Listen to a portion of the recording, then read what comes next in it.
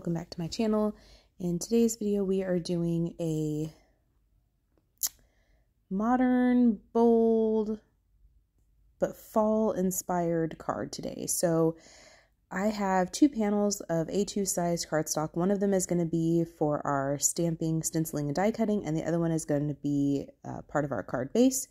I have some cream cardstock here that will be my card base when it's all said and done. I have some purple tape from satin masking tape from Altenew. I'm going to use that to do some masking today. I have my blending brushes, and I have a gathering of inks here. Most of these are the Stamp Market, and then I have one Concord and 9th. The Stamp Market doesn't have like a brown, and I didn't want to use black for today. I wanted to kind of keep it warmer, so I have here the Stamp Market's Fern, Sage, Rusty, and Melon, and then I have Concord and 9th's Nutmeg. And that's what I'm going to actually use to stamp the outline of my images today. This is the Pinkfresh Studio Blooming Vines. It has a stamp, a stencil, and a die set, and we're going to be actually using all three of those in today's card. I also have my little Cricut mat that I use to do my stenciling. I keep saying I don't need these grip mats that have come out recently in the last like month or so, but the more I see them, I'm like, well, maybe I need them. Maybe I need them. I don't. I'm trying to hold out, people. I'm trying to hold out. So this is a cling stamp. So in order to use this in a MISTI tool, you need to remove that black like foam pad insert. Otherwise, your MISTI will not close properly. So I've removed that and placed my rubber mounted cling stamp in there. And like I said, I'm going to use this Concord and 9th Nutmeg ink. This is part of their newer release.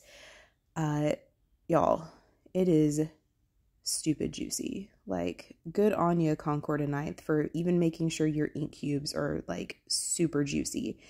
So I ended up having it kind of blur the lines a little bit.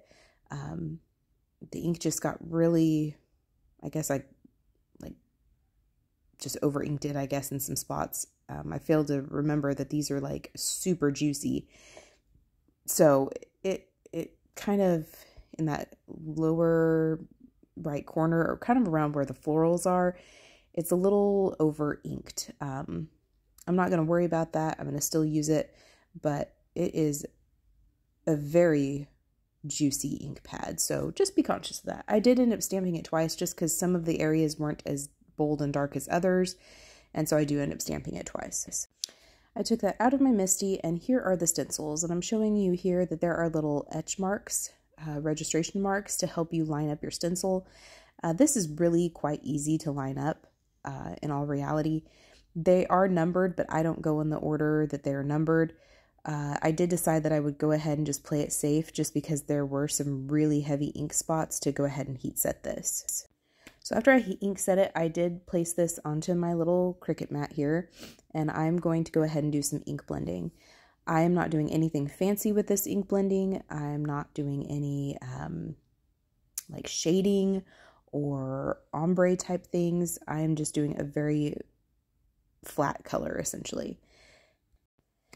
Because I'm not doing anything fancy, I am going to speed this video up. Particularly on these leaves, there are some spots that are very thin, and they're not necessarily all connected. And so, I'm speaking about this bottom left-hand corner in particular. That stencil is very, very, like, I don't want to say flimsy, it's just very delicate right there. And I ended up having my stencil shift, so when I went to stencil that in, I went down instead of my normal like clockwise and counterclockwise, trying to get all the areas and around these flowers right here on this detail layer of the leaves. I kind of went like in strokes instead of in swirls, if that makes sense. Just because those areas were so fine and so delicate, I was trying to prevent my stencil from shifting. If you wanted to, you could go ahead and like put some like pixie spray on the back of it if you wanted to. That would help prevent that from happening. This is the Fern ink. So I started out with the Sage, that was the first color, then I did the Fern, And I had to go over that a few times just because I wanted there to be a little bit more contrast. I could have gone in with like a darker color or maybe even like a blue shade just to give it a bit more intensity and contrast, but I just went back over it a few times with the FERN until I was okay with the blend there. Then I did the Melon, and then this is the Rusty from the Stamp Market, and I really liked how these two work together. I thought they were very pretty, very warm, and great fall colors. So this one, this is it all stenciled in, and in order to get it off of my Cricut mat, I just bend the mat back and peel the paper off, and then you don't bend your paper. So I did get outside of the lines. Like I said, that stenciling in that bottom left corner was very, very fine, and so I did get out of the lines a little bit, but this die cuts things up very, very close to the stamped line, and I actually don't even end up using that particular die cut image, so it doesn't really matter. But if that was a problem, you could always go over it with a gel pen or a sanding eraser just to kind of get rid of the ink in the places you didn't want it. Here I'm taking this Altenew purple satin masking tape, and I'm going to make a stripe across this card's front panel. So this is an A2 size white panel. This is just plain Paper Studio cardstock, and I am going to ink blend. I believe I used the Melon and the FERN, and I'm going to just ink blend a little stripe across this panel. Again, I'm not doing anything fancy. I'm just trying to get some color down so we can get kind of a bold like stripe through this card front panel. I do overlap the colors in the middle. Now this is more of like an orange and a green, so I guess this one's a little bit more yellow than the other one.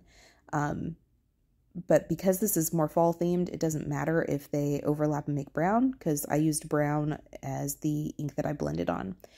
Once that was done and I was pleased with the color, I peeled back that purple satin masking tape back on itself. I usually don't have any problems with that trying to tear my paper, but if you're worried about it, if you peel the tape back on itself, you can minimize that. I did wipe off that purple masking tape before I took it off, just so I didn't run the risk of like sticking my fingers in it and getting ink all over in those white areas. In order to clean off my mat and my stencils, I just take my stamp cleaner and spray it on there, and then that is how I clean off not only my sticky mat here, but also my stencils. Here I have the coordinating die, and I am going to just place this down and tape it down so that I can run this through my die cut machine. So this is the images all die cut out. And then I'm going to go ahead and I'm going to trim down that striped card front panel. I'm going to take 1/4 inch off of each side. So this is going to end up measuring 3 3/4 by 5. That just lets that cream card base kind of show through just a little bit more. And I really liked how that looked, particularly with this design. So once I've trimmed off 1/4 inch off of each side, I'm going to glue this down flat, and I'm going to glue down my flower flat. So I finally decided that I liked this more as a portrait, or excuse me, a landscape card instead of a portrait. I fiddled and played and looked at this forever, and I just decided that I liked this the best. I tried to incorporate some more of that greenery. I just didn't like it. It just didn't look right. So I am bringing in, as far as my sentiment is concerned, this Thankful Magnolia stamp set from Simon Says Stamp, and I'm going to use this grateful image kind of in this bottom left corner over here. I thought that filled in the space very nicely, and I'm going to stamp that in that same nutmeg ink from Concord and 9th.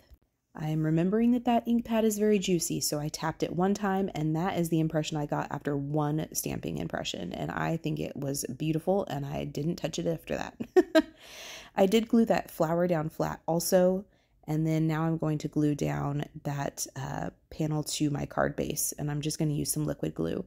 I did toy with the idea of putting that on some fun foam or some foam tape, but I just decided I was going to keep it flat.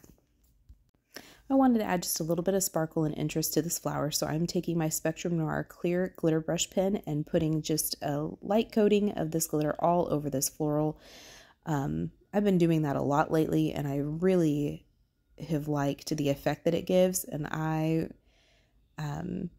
it's funny how you kind of go through phases where you do the same thing all the time and then you don't do it forever. So I'm going to try my best to show you some of this sparkle in the video. It's kind of difficult to catch it in the video. There you go. Now you can see it a little bit on that flower. And I just really like that touch right there. I went through my stash and I purchased these little pearls off of Amazon. They're kind of like a dark chocolate and they play really nicely with that nutmeg ink. And I'm just going to put a little dab of glue down and then put the pearl in place. And then that will finish the card. So that is it for the day. Thank you so much for spending time with me today. I appreciate you, and I hope you get to send someone you know some paper hugs today. We'll see you next time. Bye.